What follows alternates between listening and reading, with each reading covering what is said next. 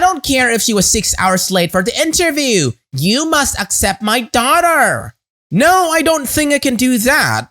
I demand you give my precious princess a second chance. Goodbye, Karen. Now for every like this video gets, one Karen will be kicked out of job interviews. So please, smash that thumbs up and notification buttons.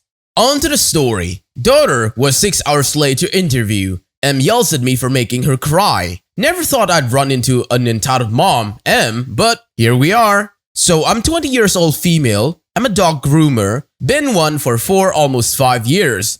The big thing is dog grooming is reputation, quality, and time management. Yesterday, we were expecting a girl to come in at 10 to try out as a dog groomer. She was promising. 23 or 25 years old, worked as a dog groomer at other places. She didn't show up till 4:30. No call, no nothing. She apparently had a hair appointment and friends from out of town came in, so they got their nails done. She asked if she could groom now. I said, no, I don't think so. When she pressed, I said I might be a jerk for saying this, but we don't want or need you. There's no need to reschedule your tryout. I went back to get my last 2 dogs done. Apparently, she cried and I was starting to feel bad. Now, M time. Her mom came in this morning demanding we give her a second chance. I told her, your daughter was 6.5 hours late. That is not something that works in dog grooming. M replies, she was with friends. I think someone your age would understand that. Me, no. Not when there's a job interview. She didn't call or anything. At this point, I was ticked and over it. I have 5 dogs to get done. She said, well, there was no reason to make her cry. I said I disagree and I got back to work. Apparently, she stayed up there and demanded we give her another shot. As head dog groomer, I said, not gonna happen. She left eventually, saying her daughter was too good for us. Seriously? What a clown. She was late because she got her hair and nails done? On to the second post by /the Quarantinian. Mother of bride forgets it isn't her wedding. As a kid, I would be often working at my dad's workplace. He was an off-premise caterer and an event planner and would often be hired to put together lavish wedding parties. Huge feast, cheese and fruit tables, 40 feet long, lots of wine. Sometimes multiple pigs for both an afternoon and an evening roast. Lots of fancy people wanting fancy parties, paying a ton of money and expecting the world to revolve around them. One event in particular stood out because when the bride-to-be and her mother came in to go over the details, they had some rather heated disagreements over some really stupid crap. My dad would just sit there quietly, not taking sides, and patiently wait for people to work out the differences. But one argument came to an interesting and final conclusion. The mother of the bride was arguing about the specific shade the decorative ribbons and icing trim on the cake should be. Up until that point, she had proven herself incapable of letting her daughter have the final say in anything. From the menu, to the plate garnishes, to the time the meal was to start, the mother was insisting that she have her way on everything. The daughter was gritting her teeth and just grinding through it. But when her mother started to fuss about the exact shade of off-light green, no, that's too light, no, that's too dark, the bride snapped. She loudly, firmly stated, Mother, if you don't knock it off right this instant, I'm going to disinvite you from the wedding. This is my day, and while I value your input, the decisions will be mine. She then turned to my dad, looked him squarely in the eyes and said, I'll be signing your check, you work for me. Nothing is decided until I say so. If my mother tries to plan or change anything, you're to call me immediately. I do not expect you will have any problems with that. My dad simply said, nope, not at all. And they got back to planning the wedding. The entitled mom be like, yes, I must take over the most important day for my daughter against her will. Yes. On to the third story. Entitled parents make a scene because their son isn't allowed to draw on the walls and eat Cheetos while touring Auschwitz, get kicked out. I was simply an observer here. It was a few years ago when I went to Poland. Apologies if I spelled the name wrong. So I paid some money, just like others, to tour Auschwitz and have a guide. At the start, said guide told the entitled family to leave their opened food in their bags or put it in the trash. They listened with some obvious annoyance, saying something along the lines of, "But we want to enjoy this trip. Why can't we eat?" After a bit, the son once again pulled out his food and started loudly munching while the guide was showing us and telling us the awful things that happened there. Once again, the guide had to tell the son not to eat during this, for obvious reasons, to everyone except for that family. When we went into one room where the poor prisoners were kept, I saw the son pull out a Sharpie and start writing what I'm guessing is his name again and again on the walls. Once again, now obviously quite angry, the guy demands that he stops immediately or else there would be severe consequences. The entitled parents step in, shouting things about them paying to be there and allowed to be having fun. Who the duck goes to Auschwitz for fun?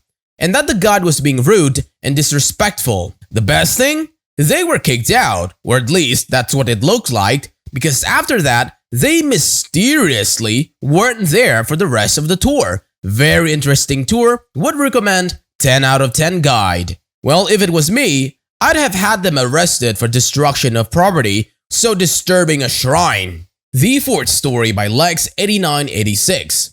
Parents leave me, 14 years old female, with a very sick baby and refuse to return until they have had enough fun. I'm Australian, so no CPS to call here. Our equivalent is called DOCS, and there's no way if I would have called them that they would have come to our town before the parent got home. We are hours away from anywhere. The ambulance thing I get though. Now, at my age and being a mother, I would have without hesitation, but at 14, I wanted mom there to assess the situation first. I mentioned the meningococcal outbreak as another layer of the crappiness of the parents. Who leaves a sick baby when there's an outbreak of that? It was all over the news for weeks. However, even though that's where my brain went while I was there by myself given the baby symptoms, once my mom turned up, she was 100% confident that this baby had gastro or another tummy bug, and the rash was a heat rash and agitation from me constantly cleaning him. She had 5 kids and worked in the hospital. Me at 14 trusted her judgment, and hell, even now I'll call her when I need advice for my 2 kids. The baby was sleeping soundly before the mother got home, and that is why she acted the way she did when she saw he was asleep. She didn't think there was a problem at all, and that I had been through during the afternoon was an overreaction. And finally, yes, that's what I charged 20 years ago, and every single family was happy to pay it, except for this one of course. I was a really good babysitter, the kids loved me, and I loved looking after them. In fact, I'm bridesmaid next weekend for a woman that I met when I started babysitting when I was 3. Always stayed in touch and I became her second mother and helped her through a lot of things. Can't wait to see her get married. So when I was 14, 20 years ago, I had been babysitting around my small town for 2 years. I had a great reputation with my regulars and I would routinely stay until early hours of the morning when the parents needed a night out. I would normally charge $15 an hour, but that would jump to $20 after midnight.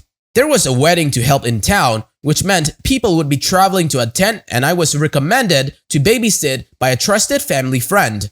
I had never met these parents before. Bit of backstory. At the time, there was a big outbreak of meningococcal. There had been cases of it from where these parents were traveling from.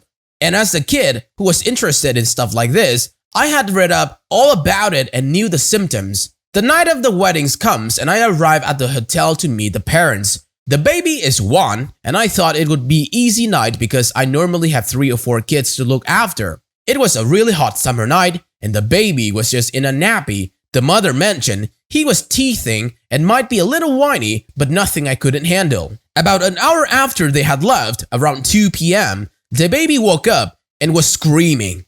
He was hot, I mean so hot, to touch that I pulled my hands back when I went to pick him up. I tried to calm him and cool him, but to no avail. Any food or drink I tried to give him, he vomited straight up, and he was constantly soiling his nappy and with a steady stream of diarrhea. At 4 p.m., I knew the ceremony was over. I called the mother to tell her about her very sick child. This wasn't just teething. His temperature was soaring, and she didn't even leave any ibuprofen or anything to help with that. She signed into the phone and told me that she'd be there in 20 minutes. Where the reception was, it was like a 2-minute walk back to the hotel. After waiting 2 hours and the baby not getting any better, I rang again and was ignored 3 times. By this stage, it had cooled down outside, so I took the baby for a little walk along the veranda to try and distract him. However, I had locked myself out when I went to go back in. The baby vomited again and did a massive shart at the same time that dripped out from the nappy. So at this stage, I was covered in vomit and crap, locked out, no phone, and with a screaming baby. I had to walk through the reception at the hotel, which happened to be attached to the restaurant, so those dining got a good eyeful and smell to go with their dinner. The lady at the front desk led me back in the room and I tried to ring again. The mother finally answered and I said, "Your baby is terribly sick. He's hot, vomiting, and seemed like he had a rash starting to develop, which is a giveaway for meningococcal." She signed again. They had just started dinner and would be straight back after that. And please don't try to call again. Another 2 hours later, around 9:30, I rang my mother and she came to help out and bring me a change of clothes. We finally got the baby down about 11 and I rang one last time, said that I had my mother with me and I would be leaving at 12 after I called an ambulance for their obviously seriously sick child. And that mother ended up coming at 11:45, drunk as hell, and very upset that I had ruined her night. She couldn't enjoy herself because she kept worrying that I was going to call. She cussed me about the smell in the room and how many nappies and bottles I had gone through. My mom stood back and let me handle it, but spoke up and said if I could get paid now because we needed to get home. The mother handed me an envelope and shut the door in my face. $20! That was all in the envelope. I was owed $150. Mom knew that we wouldn't get her to answer the door again, so she took me home. The next morning, Mom woke me up with the extra $130. She had gone to the hotel at 7 a.m. and once she told the manager what had happened, the manager slipped a note under the hotel saying that due to the extra cleaning and disinfecting that would need to be done into the room, there was an extra charge of $200 to put into the room plus extra $130 that our in-house sitter was owed. When everyone looks after each other in a small town, it is a nice feeling. Apparently, that father blew up when the extra charges were put on this card, didn't realize the baby was so sick and was swearing at his hungover wife.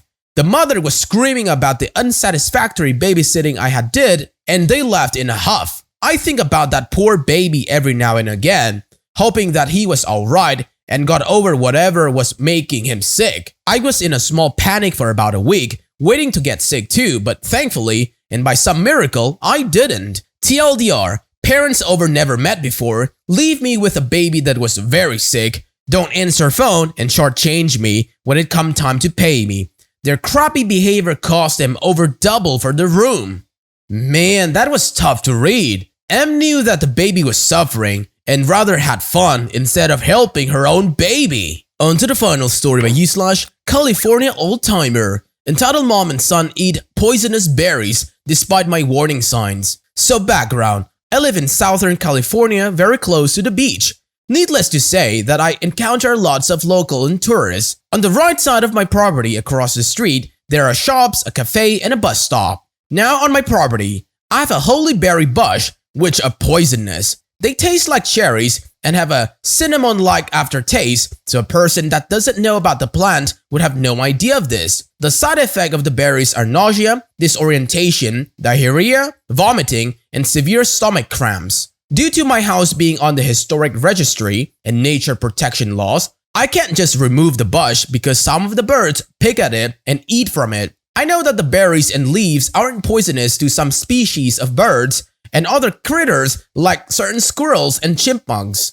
Anyway, because of this, I have 2 signs that says, "Do not eat" and "Danger." The fact that I have a sign with "Danger" with a hazard skull and bones deters most people, except for this persistent mom and boy last morning. So it's around 10:30, I take my trash out. This mom looked about 40 and had 2 kids with her, a teen girl around 14 to 16 maybe, and a little boy who looked like around 6 to 8 years old. The mom and the boy are entitled/stupid ones here. The teen girl was actually nice. The boy says, "Entitled boy, Mom, look, berries! Entitled mom, Wow, I didn't realize berries grew here. Let's get some. I ask her to read the signs that says, don't eat them. She scoffs and says, Entitled mom, Ugh, it's not like you need all these berries. You should be nice and give them to my kids. Don't be greedy. Entitled boy, Mom, when are we going to have the berries? Entitled mom, Right now. Teen girl, you want any? teen girl, oh no mom, I think they're cut off by the mom. Entitled mom, okay then. Because I'm older and I couldn't run fast enough to catch them. The mom and son broke a branch off the berry bush. They started running and scarfing down berries and went to the bus stop across the street with a teen girl reluctantly following. I was yelling to get her attention for nearly 20 minutes. But after the mom and the boy started getting over sweaty and acting weird, the teen came to talk to me. Teen girl, hey sir, what is wrong? Me, those berries are poisonous. I tried to warn your mother and brother, but it's too late. The teen started to cry, thinking that they were going to die. I comforted her, saying that they will live, but they're going to be very, very sick. Soon, I went to my house to get a seltzer tablets and water bottles to help. By the time I came back, both the mom and son finished all the berries and the boy threw up all over his shirt. The mom came back with obvious signs of throwing up herself and yelled at me when I pointed to the signs that said danger and do not eat, and that this was her fault. She flipped the bird and left. The teen just said, sorry. I gave her the seltzer tablets and she went into the cafe to get paper towels to clean up her brother. But by the time she came back, the mom vomited too. They all got onto the bus and I haven't seen them since. Oh, karma is real. You do not take anything off someone's private property. That's it for today, fellow humans. Thanks for watching. Be sure to leave a like, comment, and subscribe. See you guys next time.